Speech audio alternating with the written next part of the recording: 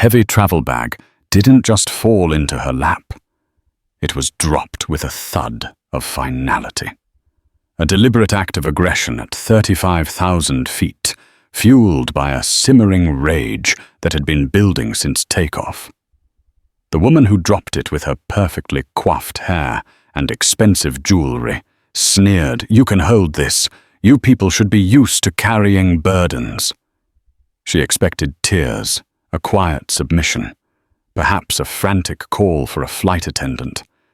What she got instead was a moment of crystalline silence, a pair of eyes that turned from weary to laser-focused, and the calm, chilling response that would not only unravel her world, but would become a legendary tale of karma in the skies. Because she didn't just dump her luggage on a passenger. She had just assaulted a ghost, a woman who held the power to ground airlines and end careers with a single damning report. The recycled air of the Boeing 777 hummed its monotonous song, a white noise lullaby for the 100 souls crossing the Atlantic on the red-eye from JFK to Heathrow. For Dr. Annalise Jordan, it was the final leg of a grueling 2-week trip. She was a woman who lived in the precise, calculated world of aeronautical stress tolerances and metallurgical fatigue. Her mind was a fortress of data and regulations, but her body was succumbing to the simple human need for rest. She had purposefully booked seat 24C, an aisle seat in the premium economy cabin, a small but necessary luxury that allowed her long legs to stretch and gave her the freedom to get up without disturbing anyone. The middle seat 24B was blessedly empty. A green check mark on her boarding pass had confirmed it a small gift from the universe, a pocket of personal space in the cramped metal tube hurtling through the stratosphere. Annalise had already settled in her noise-cancelling headphones, resting on her lap, a well-worn copy of a technical journal open on her tray table. She was a portrait of quiet professionalism, her dark suit jacket neatly folded in the overhead bin, her silk blouse uncreased and her hair pulled back in an elegant twist. The last trickle of passengers was boarding, their faces a mixture of excitement and exhaustion. That's when she first saw them, Caroline and Todd Becker. They moved down the aisle, not like travelers, but like feudal lords inspecting their domain. Caroline, a woman in her late 50s, with a face tightened by surgery and displeasure, led the way. Her platinum blonde hair was a rigid helmet, and her fingers, heavy with diamonds, clutched a designer handbag like a weapon. Her husband Todd trailed in her wake, a man whose expensive suit and timid eyes suggested a life spent apologizing for the space his wife took up. Their seats were 24A and 24D window, and aisle seats across from each other. Annalise felt a faint prickle of unease as Caroline's gaze swept over her, lingered for a moment too long, and then settled on the empty middle seat beside her. It was a look Annalise knew all too well, a quick, dismissive appraisal, followed by the dawning of a perceived opportunity. "Excuse me." Caroline's voice was sharp, cutting through the cabin's low murmur. She didn't speak to Annalise, but rather at her. "My husband and I would like to sit together. You'll need to move." It wasn't a request. It was a command. Annalise looked up from her journal, her expression neutral. "I'm sorry, but this is my assigned seat." Caroline's perfectly penciled eyebrows arched. "And that a one," she said, pointing a lacquered nail at 24B, "is empty. It would be much more convenient if you just moved over so my husband can sit here." She gestured to Annalise's aisle seat. The implication was clear. Annalise and her assigned seat were an inconvenience. The empty seat was a solution, but only if Annalise rearranged herself to fit Caroline's desires. "I'd prefer to keep my aisle seat, thank you." Annalise replied, her voice calm and even. She had paid for this specific seat for a reason. After days of navigating foreign airports and living out of a suitcase, this small comfort was non-negotiable. Todd Becker shuffled his feet, a faint blush creeping up his neck. "Honey, maybe I can just take the window seat and we can talk across the aisle." "Don't be ridiculous, Todd." Caroline snapped her voice loud enough to make a nearby passenger look up. She turned her glare back to Annalise. "I don't see what the problem is. It's just a seat. It's not like you paid extra for it." The microaggression hung in the air, thick and poisonous. "It's not like you paid extra for it." Annalise's jaw tightened imperceptibly. Oh, but she had. Her company had. And more than that, she had earned it. But she refused to be baited. "Ma'am, I'm staying in my seat," Annalise stated with quiet finality. She put on her headphones, a clear signal that the conversation was over. Caroline huffed a sound of pure, unadulterated indignation. Defeated for the moment, she squeezed past to her window seat, while Todd took his aisle seat across from Annalise. For the next 20 minutes, as the cabin crew prepared for takeoff, Annalise could feel Caroline's stare burning into the side of her head. She didn't look. She just breathed, focusing on the familiar pre-flight safety demonstration, a ritual she had seen 1,000 times. The plane taxied, rumbled, and then roared into the night sky over Queens. The battle for seat 24C, Annalise thought, was over. She was wrong. It had only just begun. The ascent was smooth. The lights of New York City became a glittering tapestry below, before vanishing beneath a blanket of clouds. The captain, a man with a reassuring baritone voice named Robert Madsen, announced they had reached their cruising altitude of 35,000 feet. The seatbelt sign pinged off. A collective sigh of relief and the rustle of movement filled the cabin. Annalise kept her headphones on, but no music was playing. She was an observer by nature and by profession, and her senses were on high alert. Across the aisle, Caroline Becker was already in quiet, furious motion. She had her overhead light on, illuminating her space with a harsh, interrogative glare. She spoke to her husband in a vicious whisper that was perfectly audible in the relative quiet of the cabin. "I can't believe the nerve. Utterly classless," she hissed. "This whole section has gone to the dogs. Paying all this money for premium and you still have to deal with that." Todd mumbled something, placating his words, lost in the engine's drone. Annalise focused on a paragraph detailing fuselage stress cracks in aging aircraft, but the words blurred. The animosity rolling off Caroline was a palpable force, a cold front moving down the aisle. The drink service began. A flight attendant named Brenda, a woman with a kind but weary face that spoke of 1,000 such flights, pushed her cart down the aisle. When she reached their row, Caroline put on a dazzlingly fake smile. "I'll have a Chardonnay," she said, then gestured with her glass toward Annalise. "And I'm sure she will want something to calm her down." Brenda glanced at Annalise, who simply shook her head. "Just some water, please." The interaction was a performance for an unseen audience, a way for Caroline to frame Annalise as the aggressor, the difficult one. Annalise accepted the water with a polite thank you, her movements economical and precise. She would not give this woman any ammunition. She would be a ghost, a non-entity. But Caroline wouldn't allow it. Having lost the battle for the seat, she was now launching a campaign to conquer the space around it. First, it was her coat, a large, puffy designer parka that she draped over the back of the empty middle seat, its sleeve deliberately flopping onto Annalise's armrest.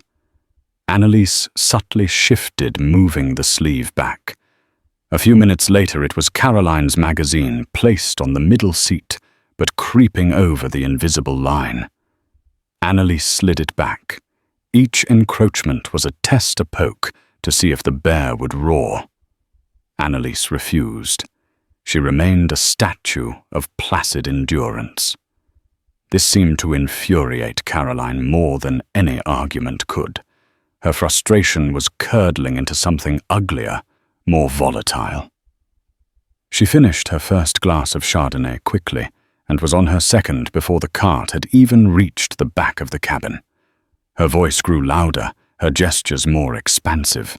She was complaining to Todd about everything: the temperature, the wine quality, the recline of her seat. But her eyes kept flicking back to Annalise and the empty seat that had become a symbol of her thwarted will. Then came the luggage.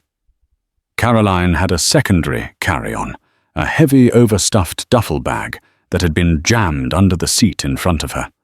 With a grunt of effort, she pulled it out into the aisle. It was a bulky, cumbersome thing, straining at the seams. "Todd, I need more room for my feet," she declared loud enough for half the cabin to hear. "I can't be expected to sit like this all night." Before Todd could respond, Caroline stood up, hoisted the heavy bag, and turned. For a split second, her eyes met Annalise's. In them, Annalise saw a flash of raw, triumphant malice.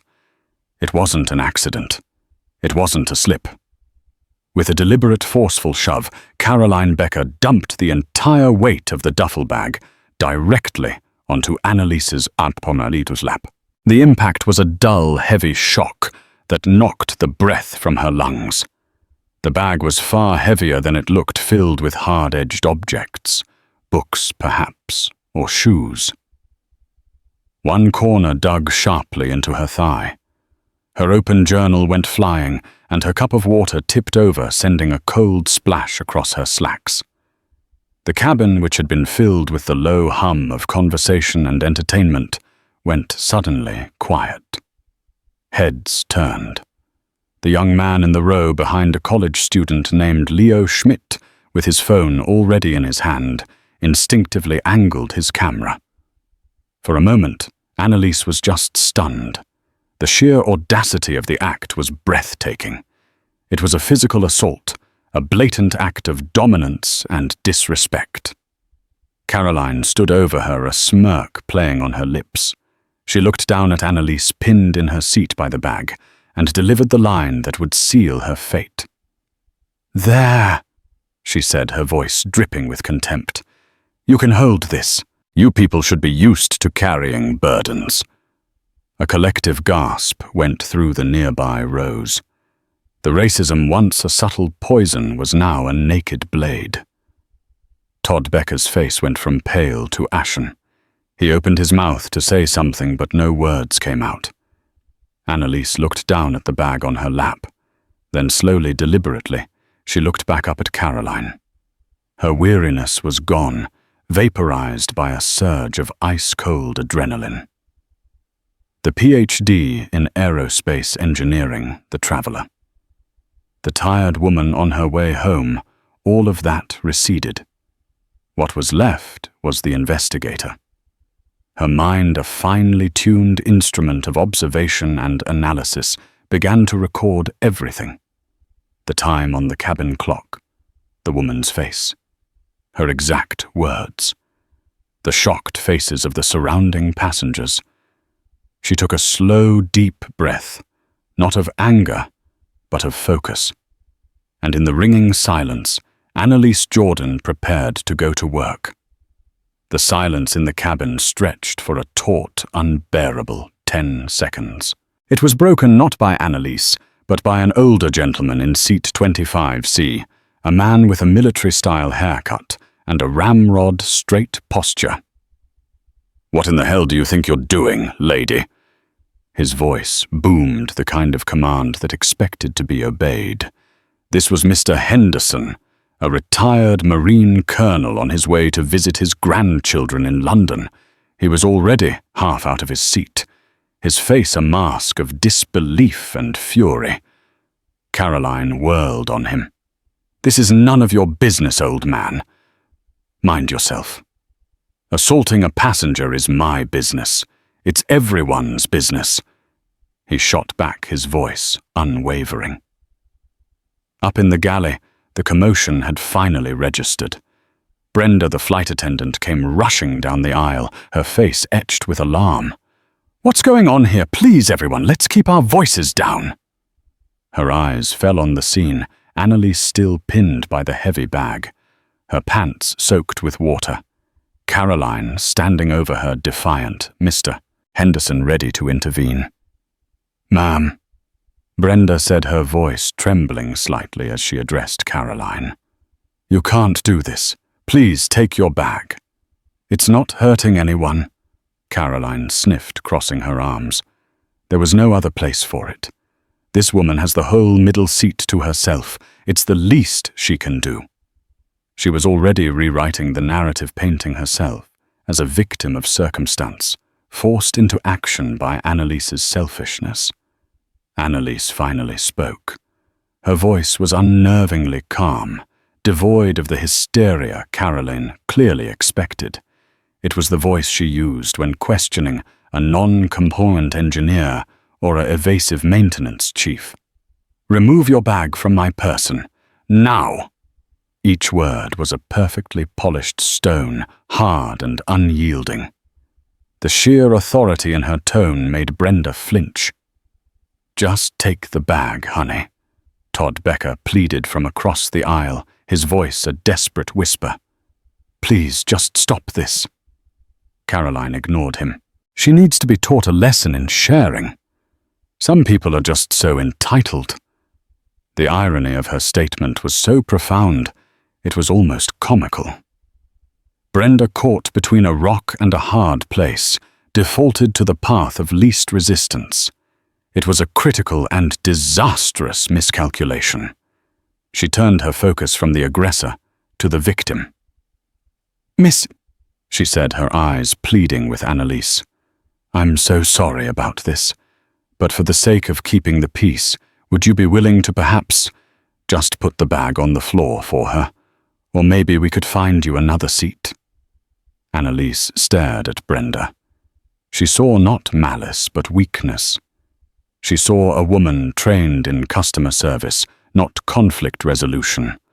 A woman whose primary directive was to de-escalate, even if it meant validating the aggressor.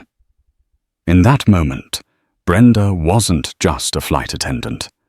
She was the embodiment of a system that so often asks the target of abuse to accommodate the abuser for the sake of a quiet life. "Let me be perfectly clear," Annalise said, her voice dropping to a lower, more dangerous register. "I will not be moving. I will not be touching this bag. And I will not be keeping the peace by accepting assault. This woman," she locked eyes with Caroline, "violated my personal space and placed her property on me without my consent. That is the issue. It is the only issue. You need to compel her to rectify it." Meanwhile, 3 rows back, Leo Schmidt had his phone held steady. He was capturing it all. Brenda's faltering attempts at mediation, Caroline's belligerent posturing, Todd's pathetic hand-wringing, and Annalise's incredible, steely composure. He knew with the certainty of his generation that this was more than just an argument. This was a viral moment in the making. Mr. Henderson, seeing Brenda's ineffectiveness, spoke up again. "Flight attendant, this passenger has committed an assault. Your airline's policy and federal law dictates a zero-tolerance policy for this behavior. You need to inform the captain immediately." The mention of federal law seemed to finally penetrate Brenda's panic. Her eyes widened. This was escalating beyond a simple passenger dispute. I'll have to get the purser," she stammered before turning and practically fleeing toward the front of the plane. Caroline sneered, emboldened by the flight attendant's retreat. "See, she's on my side.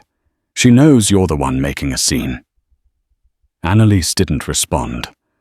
She simply sat there, the weight of the bag a constant physical reminder of the violation. She didn't try to push it off. That would involve a physical struggle, and she would not sink to that level. The bag was evidence. It was Exhibit A. Let it sit.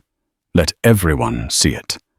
Let them all bear witness to what had happened in the dimmed lights of the cabin miles above the earth. The wheels of justice she knew were often slow, but the wheels of karma, especially at this altitude, were about to get a jet-assisted takeoff. As Brenda scurried away, a new kind of quiet descended. It was the tense anticipatory silence of a courtroom before the verdict is read. Caroline, mistaking the lack of immediate consequences for victory, finally retrieved her bag from Annalise's lap with a dramatic, put-upon sigh. She stuffed it aggressively under the middle seat, muttering about drama queens and people who can't take a joke. She sat back in her window seat, a smug look of triumph on her face. She picked up her wine, took a theatrical sip, and pointedly ignored Annalise. In her mind, the incident was over.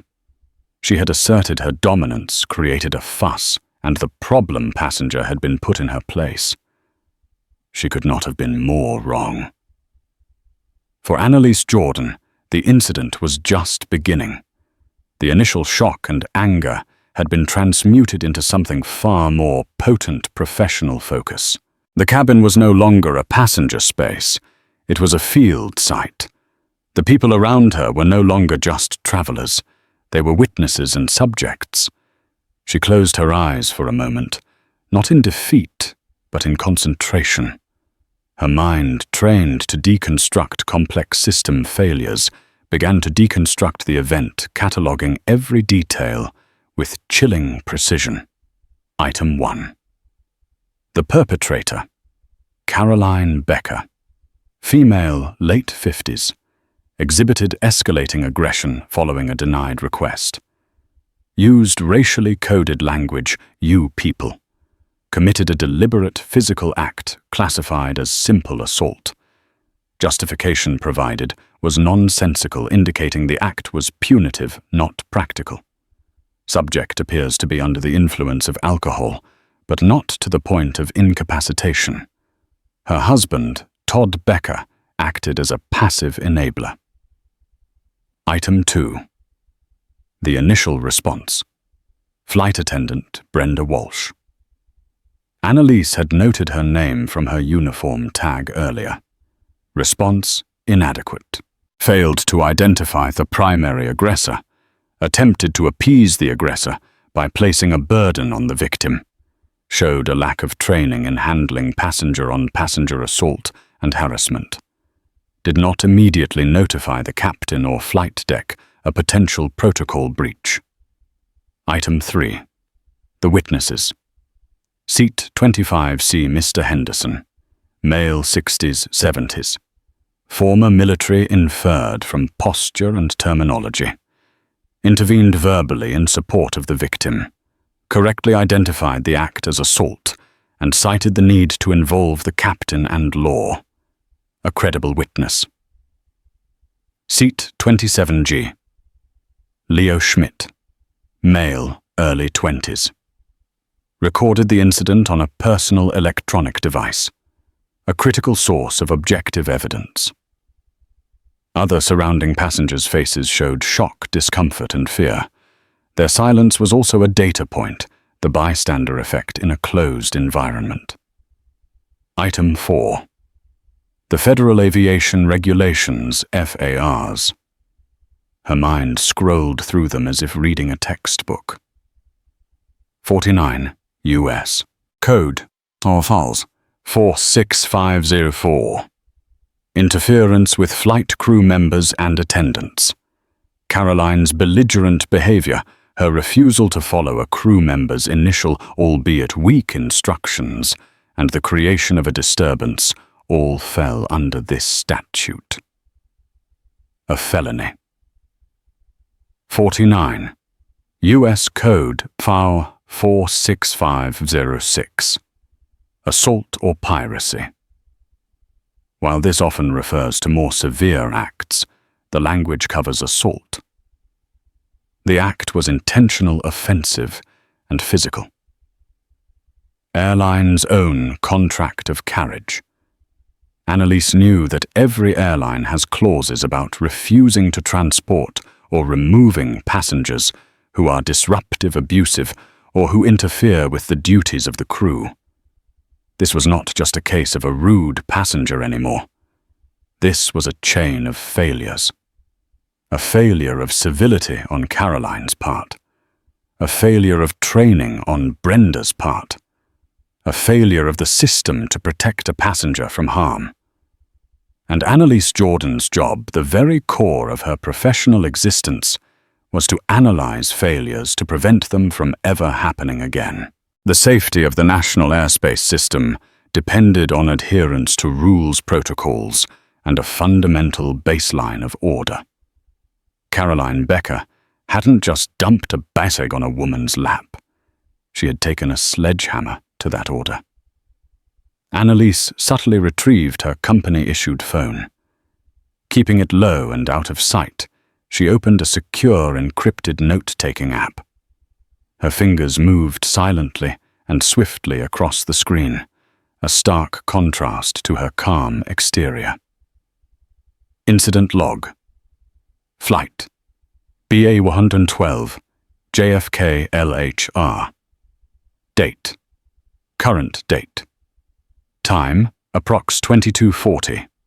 ES2, location. Seat 24C, premium economy. Subject, Caroline Becker. Seat 24A. Event unprovoked assault, following verbal dispute over seating. Subject dropped heavy carry-on luggage onto my person. Verbatim quote, "You people should be used to carrying burdens."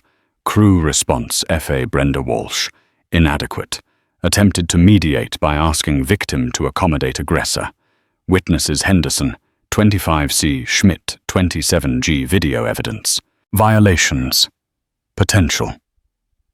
FAR, 46504, 46506. She documented it all, coldly, clinically. Each tap of the screen was another nail being hammered into Caroline Becker's coffin of consequences. Annalise wasn't just a passenger anymore. She was an investigator on active duty. This flight was no longer a simple transport. It was a mobile incident site. And she had all the evidence she needed. All that was left was to wait for the chain of command to arrive. She saw the purser, a stern-looking man with silver hair, making his way down the aisle with Brenda trailing nervously behind him. The next phase was about to begin. Annalise took a sip of the fresh water. Another passenger had quietly passed to her, her pulse as steady as a chronometer. The purser, whose name tag read David, arrived with an air of practiced authority. He had the weary but firm expression of a man who had seen every conceivable form of human misbehavior at 35,000 feet. "Good evening, Annalise," he said, his voice a low, controlled balm, intended to soothe the situation. He addressed the space between Annalise and Caroline. "My name is David. I'm the cabin service director. I understand there's been some disagreement." Caroline immediately launched into her performance. "Disagreement. This woman is a menace. I made a simple request, and she's been nothing but hostile. She's making everyone uncomfortable. She spilled water all over herself just for dramatic effect." David listened patiently, his eyes flicking from Caroline's theatrical outrage to Annalise's statuesque calm. He then turned to Annalise. "Ma'am, can you tell me what happened from your perspective?" Annalise looked at David, then at Brenda, who was hovering nervously behind him, refusing to make eye contact. She decided to give them one last chance to handle this correctly. "That woman," Annalise began, her voice level and clear, "accosted me during boarding, demanding my seat. When I declined, she spent the first hour of this flight engaged in passive-aggressive behavior. She then escalated matters by deliberately dropping her heavy duffel bag onto my lap, causing my water to spill. She accompanied this action with a racially motivated insult. Your flight attendant, Brenda, witnessed the aftermath. Her proposed solution was to ask me to move or to accommodate the aggressor. David's expression tightened. He had hoped for a simple, she said, that could be solved with a complimentary drink voucher and a forced apology. This was something else entirely. The mention of a racial slur and a physical act, coupled with a critique of his crew's response, elevated the situation into a serious complaint. I see, he said slowly. Well, this is a difficult situation. Caroline, I must insist that you'll insist on nothing. Caroline interrupted, her voice rising again. My husband is a very important man. Todd, tell him who you are. Todd Becker looked like a deer in the headlights. Honey, please, let's just... No. They need to know who they're dealing with. Todd is the Executive Vice President for North American Logistics at AeroCorp Dynamics. They supply half the ground support equipment to this airline. One phone call from him and you, she sneered at David, will be reassigned to cleaning toilets on the tarmac. The threat hung in the air. David's face became an impassive mask, but Annalise could see a flicker of concern in his eyes. AeroCorp Dynamics was a major contractor. This was no idle threat. The power dynamics in the cabin had just shifted. Caroline, believing she had played her trump card, leaned back with a look of utter confidence. David took a deep breath. Ma'am, your husband's position has no bearing on passenger conduct regulations. I'm going to have to report this to the captain. He turned to leave. You do that, Caroline called after him. Tell him to come back here and apologize to me. Annalise knew this was the critical moment. The situation had reached the highest authority on the aircraft. It was time. As David turned, she spoke again, her voice cutting through the tension with surgical precision. Cabin director. David stopped and turned back. Before you speak to Captain Madsen, Annalise said, using the captain's name she had overheard during the pre-flight announcement. There is something both you and he need to be aware of. She reached into the slim leather portfolio by her feet. It was the only piece of luggage she kept with her, containing her laptop and critical documents. Her movements were deliberate, unhurried. Caroline watched with a look of amused contempt, as if expecting Annalise to pull out a complaint form. Annalise retrieved a small, hard-backed credential case. She flipped it open. Inside, behind a clear pane, was a photo ID and a gold seal of a government agency, unmistakable and imposing. She held it up for David to see. Her eyes, however, were locked on Caroline.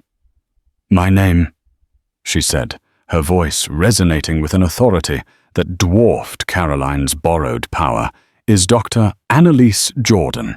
I'm a senior air safety investigator with the United States Federal Aviation Administration National Transportation Safety Board liaison. The bombshell landed with a deafening silence. David's jaw literally dropped. He squinted at the credentials, his professional composure shattering into raw shock. He looked from the ID to Annalise's face and back again. The color drained from his face. Brenda, the flight attendant, let out a small, strangled gasp and put her hand to her mouth, her eyes wide with sheer terror. She hadn't just failed to help a passenger. She had mishandled a federal officer during the commission of an in-flight incident. Henderson, the retired Marine, let out a low whistle of appreciation. Leo Schmidt, still filming, zoomed in on the ID, then on Caroline's face, capturing the exact moment her world tilted off its axis. Caroline Becker stared, her smug expression melting away like wax. The words seemed alien, nonsensical. FAA investigator. It didn't compute. You're lying, she stammered, but her voice lacked all conviction. Annalise didn't even grace her with a response. She was addressing David, now her tone shifting from passenger to official.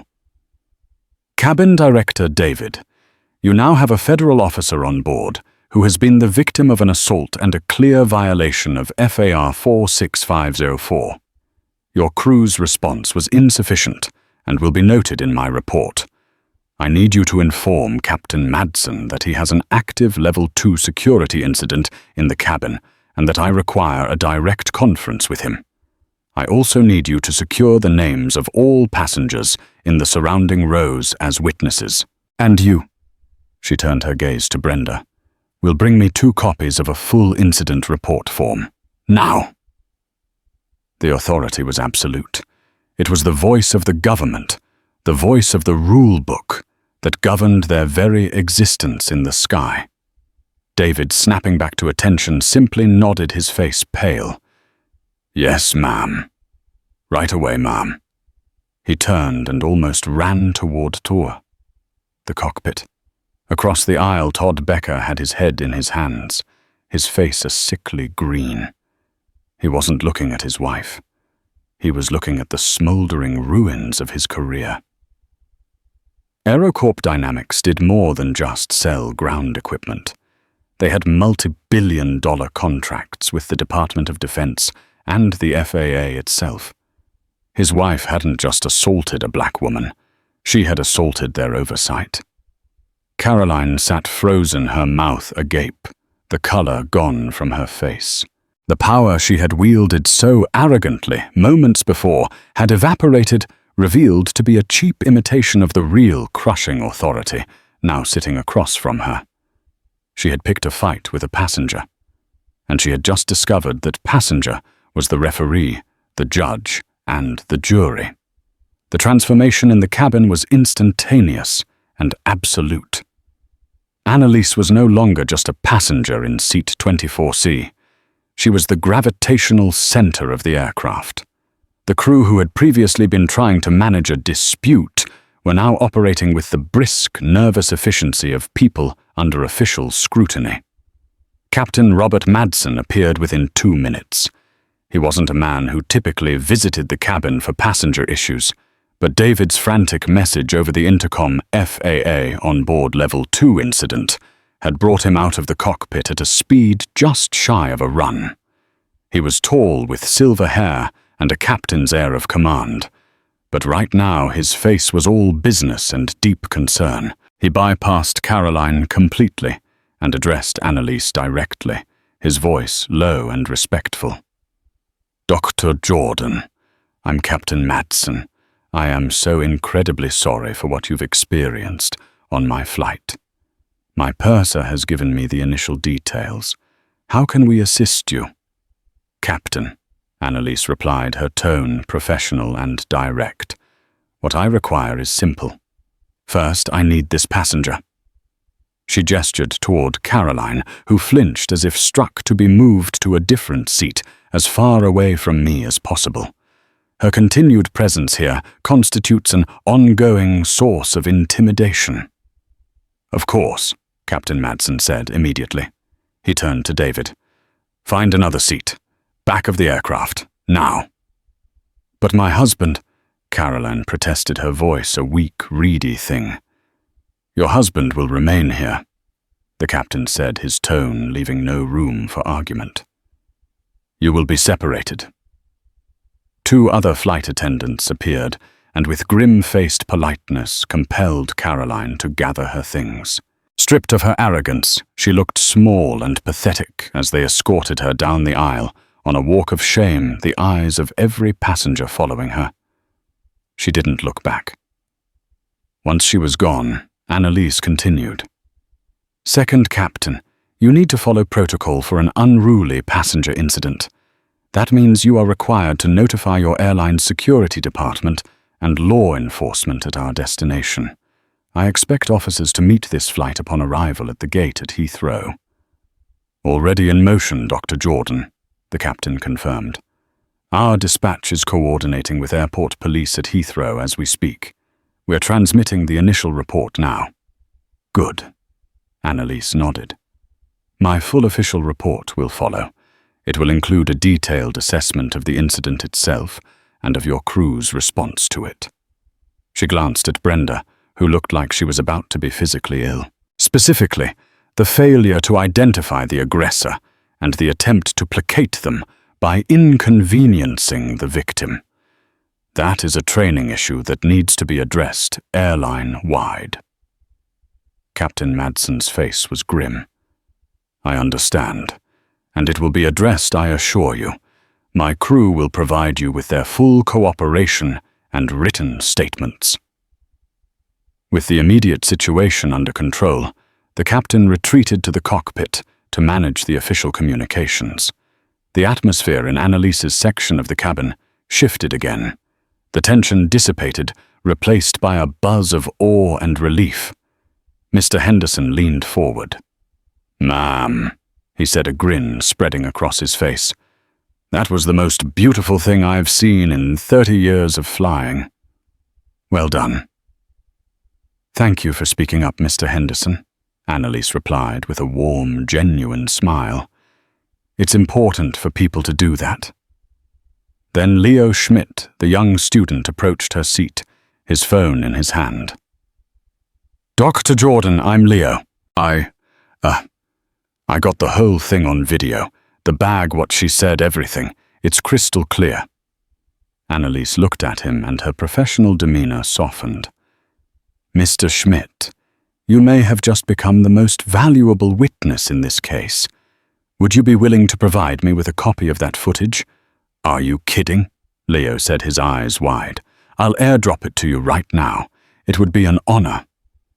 As the video file transferred, Annalise felt a profound sense of the world shifting. 20 years ago, this would have been her word against Caroline's. It would have been a forgotten incident, a miserable flight she would have had to swallow and move on from.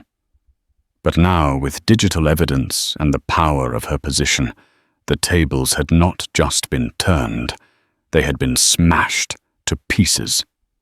Todd Becker sat across the aisle, a man utterly broken. He looked over at Annalise, his eyes swimming with a pathetic mix of fear and desperation. "Dr. Jordan," he began, his voice cracking. "I am so sorry. Caroline, she gets like this. She didn't mean it."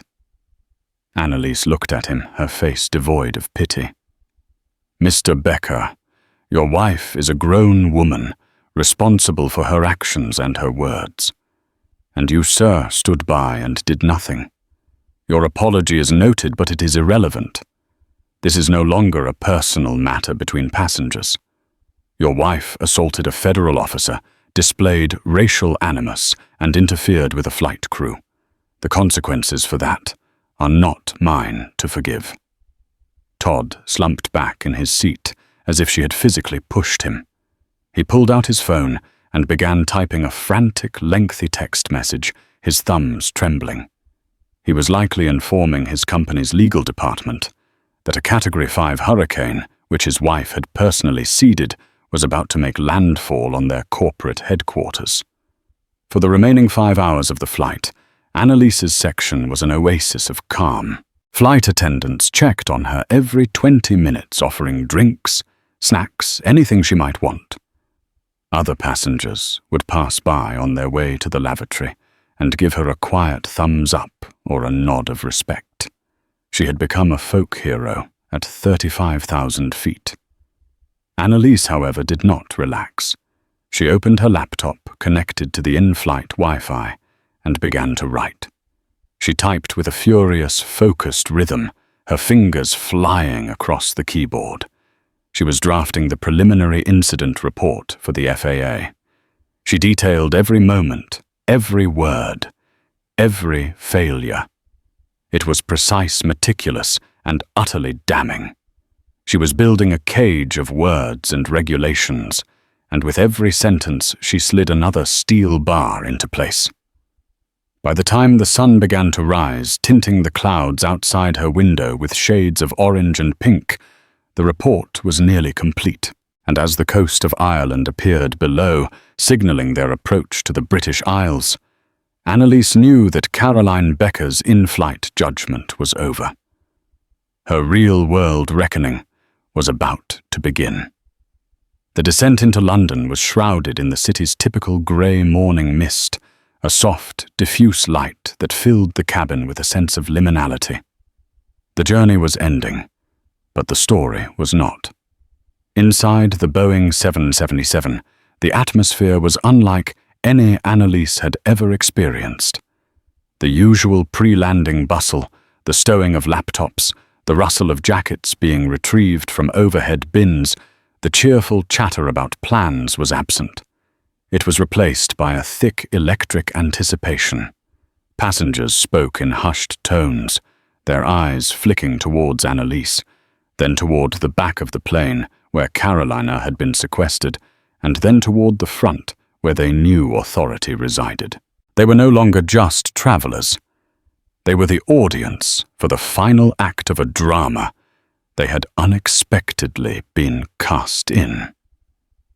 Annalise remained in her seat, a picture of calm.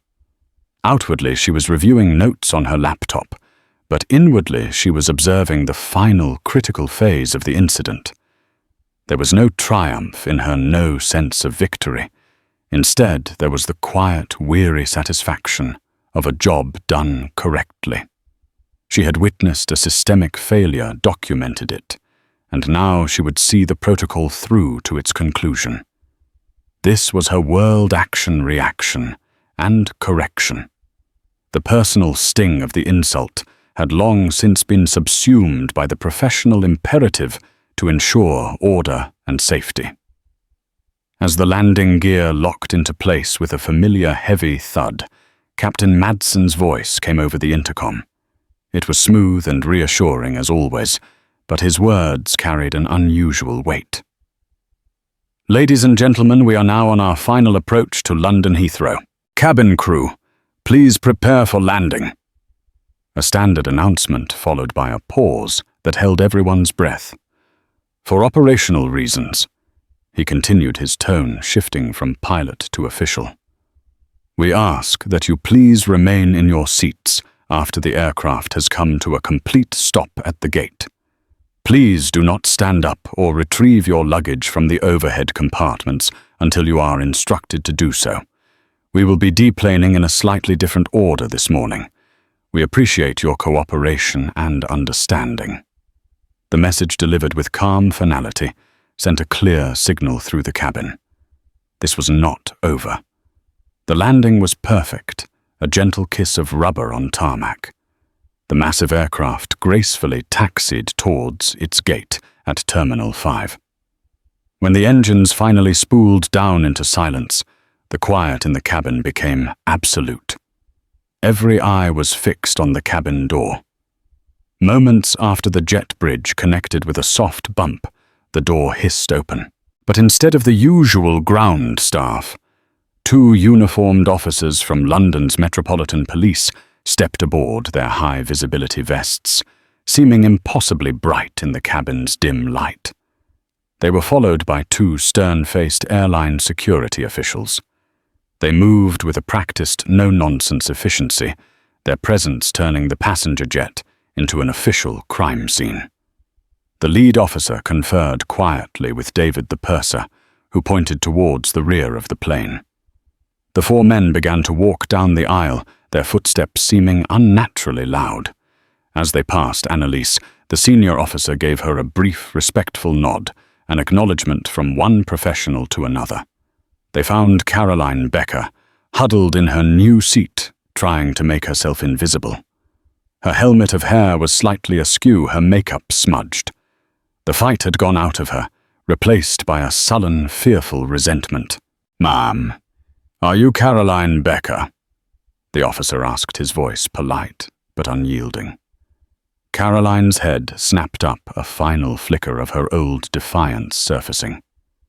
"What is this about?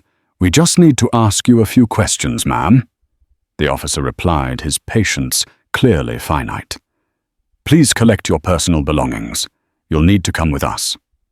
They then moved to Todd Becker's seat. He looked like a man who had aged a decade during the flight. He didn't protest. He simply stood, his movements stiff and robotic, his face ashen. He had already processed the end of his world and was merely waiting for the formalities.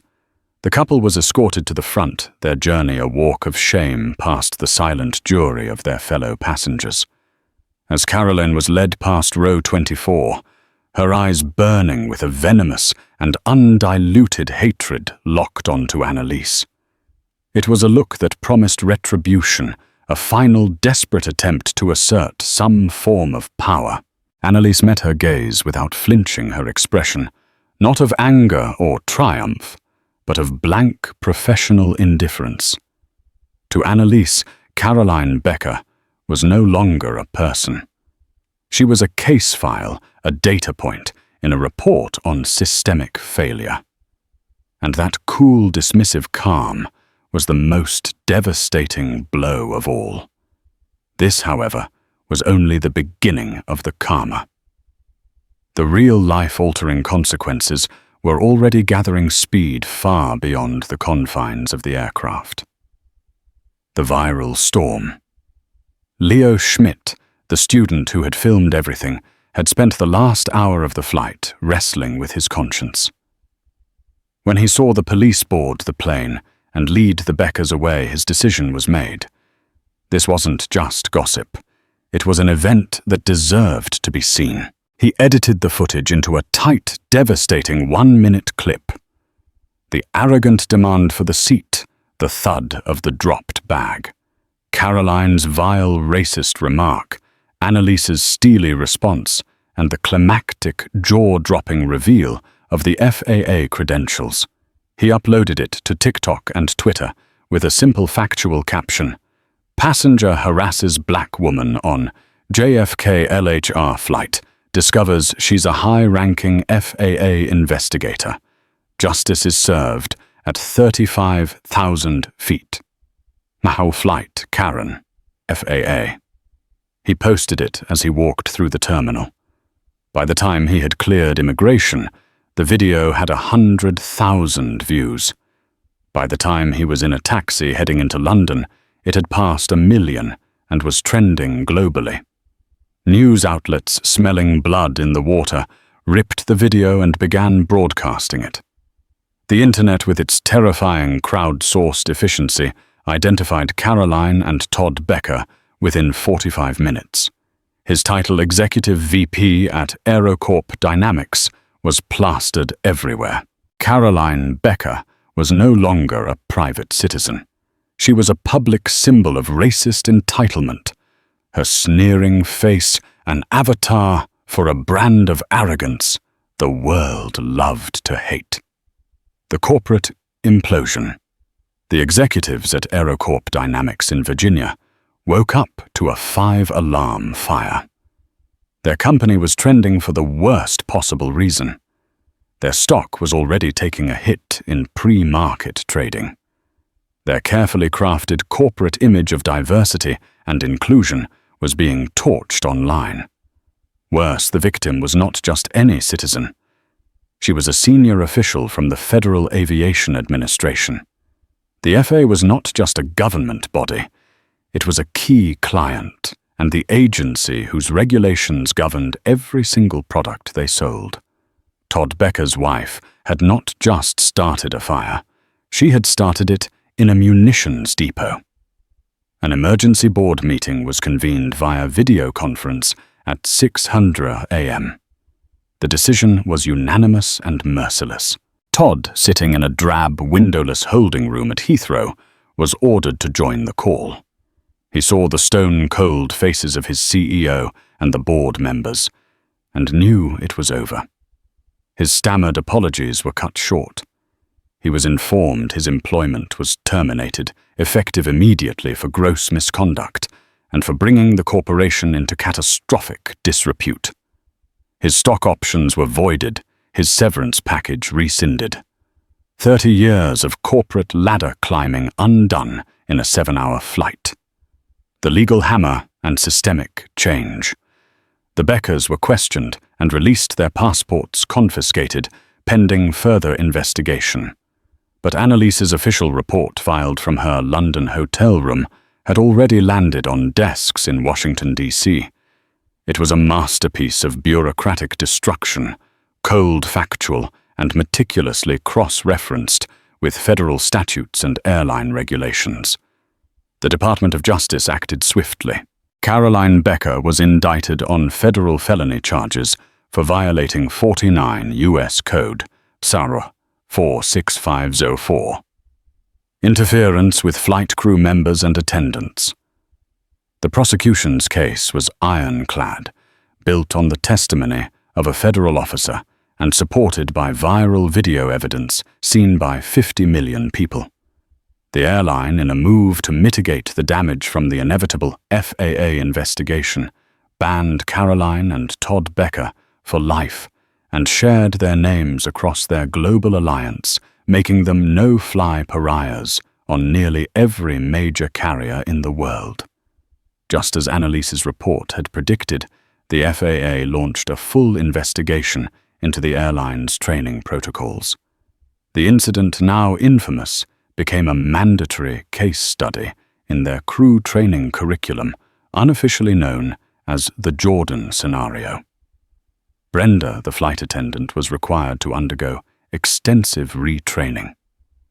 Her flawed response serving as a stark lesson for thousands of others on how not to handle an in-flight incident. The Beckers finally returned to the United States to a life scorched to the ground.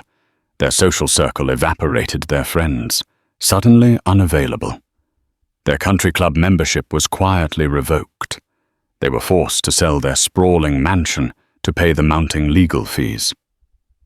Caroline, once a titan of local charity galas, became a recluse, haunted by the digital ghost of her own worst moment. A week later, Annalise Jordan finished her work in London.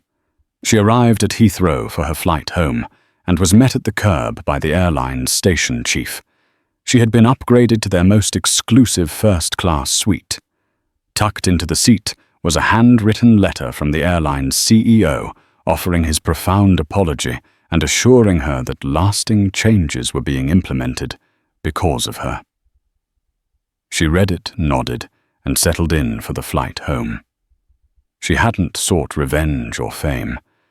She had demanded accountability, and in doing so she became a quiet legend in the aviation world, a powerful reminder that in the confined, rule-bound society of the skies, you never ever know who you're sitting next to.